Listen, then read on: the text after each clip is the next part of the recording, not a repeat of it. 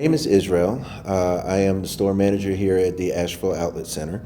I've been with Goodwill for about 3 years and started out with the Edge program and moved up to store manager in probably almost 3 years. I had some really hard problems. I was battling with addiction and depression.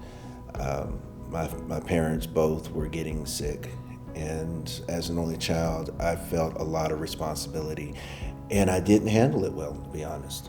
I am a Goodwill child, if you will. When I was growing up, I was one of those families that we went to Goodwill all the time. We didn't do name brand shoes or name brand clothes. We went straight to Goodwill. So it's always been in my life, but I had no idea what Goodwill offered until I came to the Edge program. I started out in the outlet as Edge participant and was only there for 2 days. That was when COVID hit, and so they had to let me go because the stores had shut down.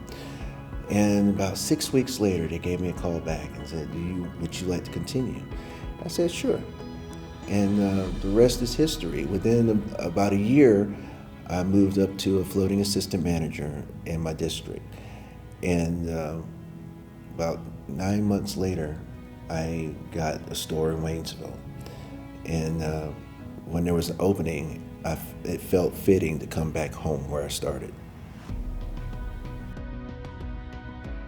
My name is Vivien Gough. I'm doing Color Me Orange for Color Me Goodwill. So my parents, like my whole family, runs a construction company, and we wear safety orange on the job site. So my whole life orange has been like a working color, because everyone I know that wore that color ever since I was little was always super hardworking and super like ready to do almost anything. So that's what the color orange means to me.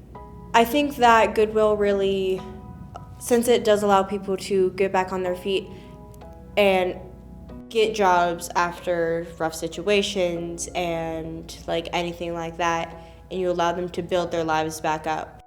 A world without Goodwill, a society without Goodwill,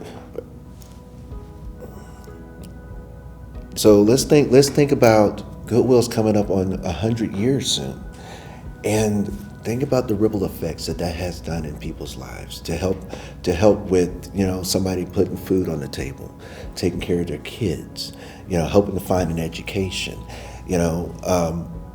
Those subtle ripples, if they weren't there, then there wouldn't be a lot of resources, because too, with the resources that come in, you also find stuff like, you might be able to find food shelters.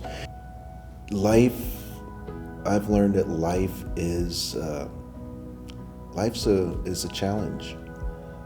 Life is painful, but it's also beautiful at the same time. Don't be afraid to reach out. Don't be afraid to ask for help.